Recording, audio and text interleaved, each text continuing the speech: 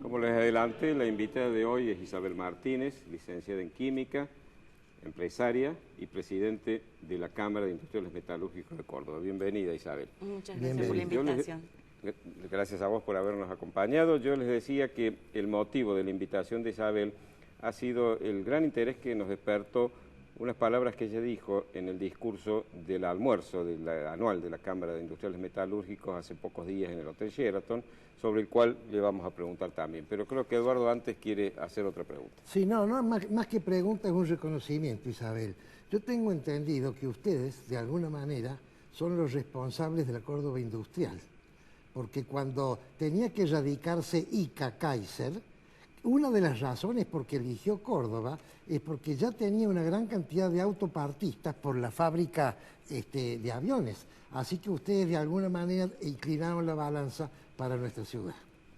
Ahora sí, Prudencio, quiero que vos le hagas la iniciación. En ese discurso tan interesante que vos dijiste el otro día, me llamó la atención las cifras que mencionaste en relación a las pymes, es decir, las pequeñas y medianas empresas, dentro del contexto general de la empresa argentina. ¿Por qué no nos cuentas un poquito dentro del tiempo que la televisión nos permite?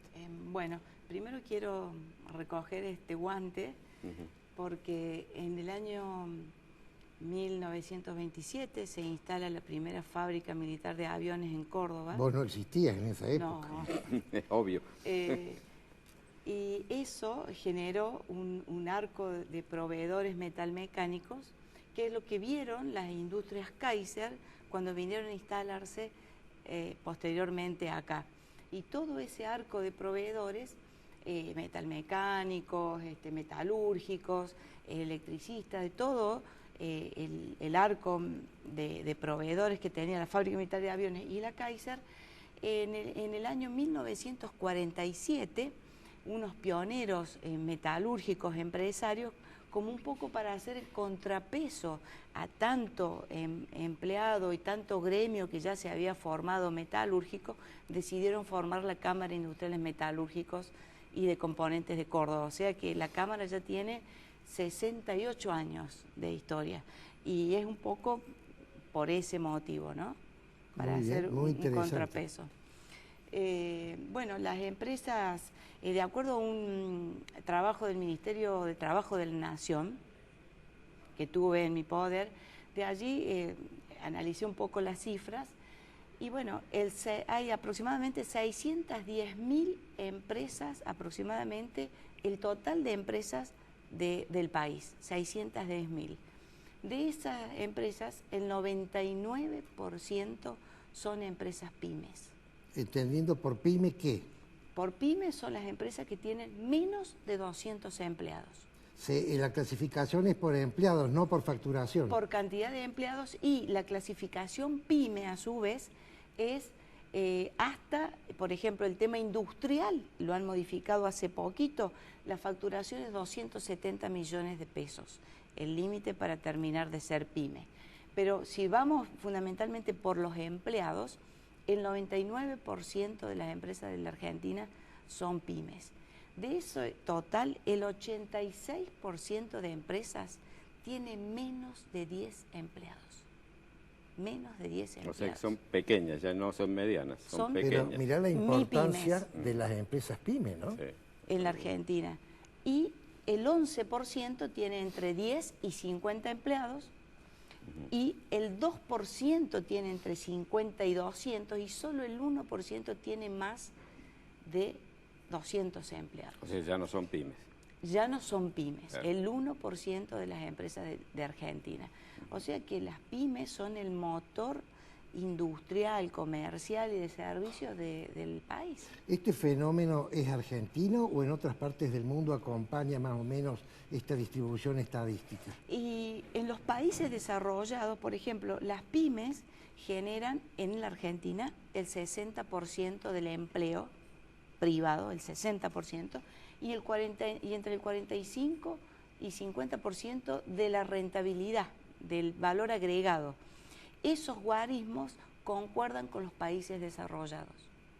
Mirá qué importancia es, porque la gente cree el mito de que las empresas multinacionales gobiernan el mundo, ¿cierto? Y lo que vos nos estás diciendo es que no es así. Totalmente. Otros números interesantes para ver es que el 62% de ese total de empresas son unipersonales. O sea... ¿El cuánto, Isabel? El 62%. Del 99% que integran las pymes, el 62% son unipersonales. O sea que no hay ni siquiera un directorio, es una sola persona. Es una sola persona, o sea, seguramente del 86% que tiene hasta 10 empleados, ese porcentaje está incluido ahí. Claro. Es decir, es una persona que trabaja por su cuenta, pero a riesgo. Esa es la diferencia con un empleado de una empresa. Exactamente. Que el riesgo es de él. Exactamente. Por eso, entre medio del discurso, una de las cosas que planteé es que se modificó el nuevo Código Civil y Comercial de la Nación. Y había una posibilidad de que estas empresas unipersonales pudieran, para proteger su patrimonio, transformarse en una sociedad anónima unipersonal. Entonces, era una oportunidad para estas empresas tener un poco resguardado un poco su patrimonio y pasar a ser una sociedad anónima. Pero ¿qué ocurrió? Cuando vimos cómo salió realmente redactado el tema de las sociedades anónimas unipersonales, te exigen tener 3 síndicos y 3 directores. Claro, era una incongruencia. Es una locura total. Si estamos hablando que el 86% tienen menos de 10 empleados, ¿de dónde esas empresas van a conseguir 3 directores y 3 síndicos con todo el gasto a su vez que eso implica? Claro. Tenemos que ir a un Vamos a ir a un corte y seguimos luego.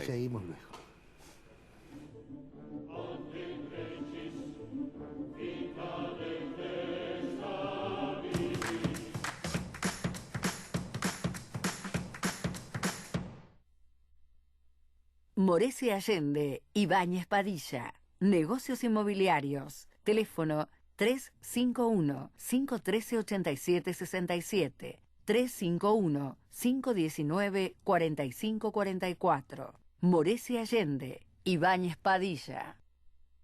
Centro Tomografía Computada Córdoba Sociedad Anónima. Instituto Ulton, líder en diagnóstico por imágenes. Primer instituto de cirugía ambulatoria mínimamente invasiva del interior del país. Avenida Vélez Arfiel 562, Córdoba, Argentina. Teléfono 0351-426-7700.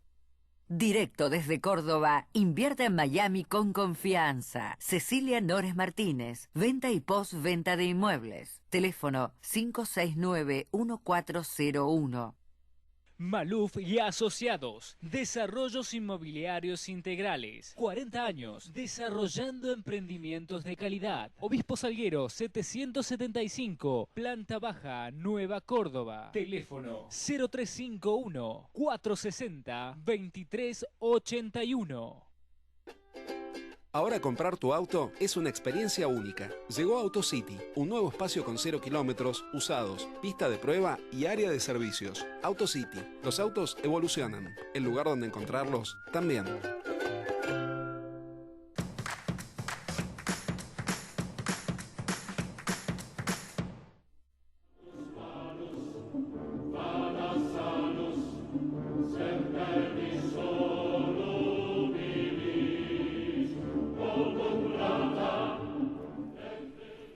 Nos dijiste recién que en los países desarrollados los porcentajes son bastante similares. ¿Qué pasa en los países en vías de desarrollo o no desarrollados? Bueno, como dije que Argentina comparte los guarismos con los países desarrollados en el sentido de que las pymes generan casi el 50% del valor agregado de las empresas. En los países no desarrollados esos guarismos llegan hasta el 20%.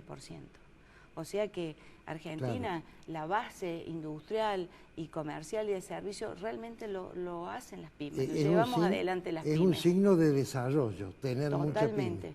Totalmente. A su vez, un numerito que también es muy interesante, que también alrededor del 60% de esas empresas tienen menos de 10 años de vida. O sea que son empresas jóvenes. Y dinámicas. Y muy dinámicas. Eso habla del emprendedor que es el argentino. ¿Hay algún dato que nos indique cómo se convierten las pymes en grandes empresas, ese proceso, cómo se da, en qué porcentaje, si realmente hay posibilidades de que ocurra? Existe posibilidades cuando el mercado tracciona y cuando hay reglas claras. Otro de los datos por lo cual analicé todo esto, es porque las pymes hoy nos miden con la misma vara de una gran empresa. Entonces no tenemos una reglamentación distinta, por eso hablé un poco de que en Brasil en los años 80 y ya en Estados Unidos en los años 50 se vio el gran crecimiento de las pymes. Entonces se motorizó una protección, si se quiere. En Brasil comenzó en los 80 y en el año 1988 Brasil incluyó en su Constitución Nacional el artículo 199 que prevé para las empresas pymes una legislación diferenciada y a su vez una administración tanto fiscal como administrativa más simplificada. Claro, porque la pyme, yo he pertenecido a empresas grandes, pero a su vez a nivel personal he tenido una pyme, y la diferencia de administración que yo he visto es que uno en una empresa grande es un ejecutivo de un área, de ventas, de producción, de administración, de finanzas. En una pyme uno es todo. Exactamente, en una pyme el dueño o los hijos o algunos empleados es lo que hacen absolutamente casi todo, están poco profesionalizadas. El gran salto que pueden dar las pymes, que me preguntaba, es un poco ir hacia la profesionalización de cada una de las áreas, tanto contable, financiero, industrial, logístico, de calidad. Ahora eso se da cuando hay estabilidad económica y vos podés recurrir al mercado de capitales y convertir tu pyme en una sociedad anónima. Así es. En conclusión, a los efectos del desarrollo de una política industrial, a tu juicio entonces sería mucho más importante fomentar la aparición y el desarrollo de pymes que la instalación de grandes emprendimientos industriales de grandes firmas. Las pymes son el motor y otra cosa, las pymes cuando hay crisis no levantamos el establecimiento y nos vamos al país de donde venimos. Nos quedamos, luchamos, las pasamos mal, nos ajustamos el cinturón, pero las grandes empresas, bueno, levantan su carpa y se van. ¿Sabés cuál es una diferencia, Esa Isabel? Es una gran diferencia y muchas de ellas, hay otro dato, que de las pymes industriales, alrededor del 60-65% a su vez son familiares. Claro, pero otra diferencia es que el gran empresario es empresario. Le da lo mismo hacer salchichas que camisas o que construir caminos. El empresario pyme es un industrial o es un comerciante enamorado del objeto social de su empresa, que seguramente empezó así. Seguramente es así. En la Cámara de Industriales Metalúrgicos ya desde el año 2010 hicimos un trabajo en que le preguntamos justamente eso al empresario, qué hace, qué podría hacer, a quién le vende, a quién le gustaría venderle, en una forma de tratar de abrirle un poco el espectro, porque estaban todos encerrados entre automotriz y maquinaria agrícola. Y uno le quería vender al otro y al otro, cosas que no eran muy compatibles, uno de altos volúmenes, alta exigencia de calidad, el otro menos volúmenes, menos exigencia. Entonces ahí empezamos a hacer una tarea de diversificación y hoy tenemos motopartistas y agropartistas vendiendo, por ejemplo, a un clúster que se ha formado de minería, petróleo y gas. Se han reconvertido en hacer partes para la industria del petróleo. Sin dejar lo anterior. Sin dejar lo anterior, por supuesto. U otras empresas como la empresa mía personal de la familia, que estamos abasteciendo la línea Blanco. Isabel, vos no te podés ir de acá sin que te hagamos una pregunta difícil. Las pymes normalmente son proveedoras de empresas más grandes, sí. Es decir, tienen poca relación con el Estado nacional o provincial. Pregunto, ¿quiere decir que hay menos corrupción en las pymes? Entendiendo por corrupción contratos hechos con el Estado, con retornos, etcétera, etcétera. Y es muy difícil porque estas grandes empresas son muy estrictas, algunas de ellas nos hacen firmar un contrato que hay que cumplir en tiempo, calidad, logísticamente, en el precio, o sea, es muy difícil. Con el Estado, algunas pymes puede que tengan relación con el Estado.